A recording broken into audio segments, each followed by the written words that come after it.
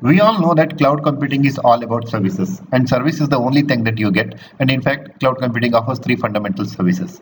And we also know that cloud computing architecture is implemented on a web platform. And in web platform, web service is the essential thing and it's an elemental thing. So cloud computing implements the service mechanism with the help of a web service. And in this presentation, I will talk about what is a web service and describe its essential features.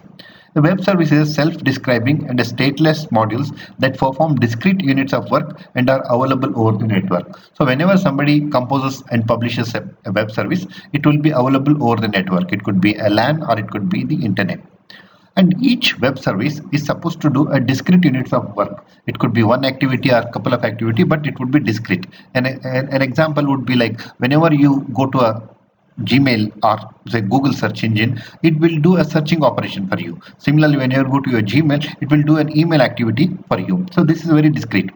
And all web services are stateless. What it actually means is whenever you approach a Google with a search request, once your service is supplied with you or once it is served, then it will forget you.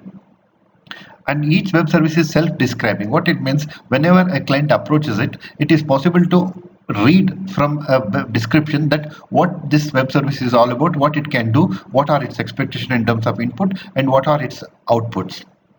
Web service providers offer API that enable developers to exploit functionality over the internet rather than delivering a full-blown application. What it actually means is there is a kind of a cooperation among these web services. One web service can integrate the another.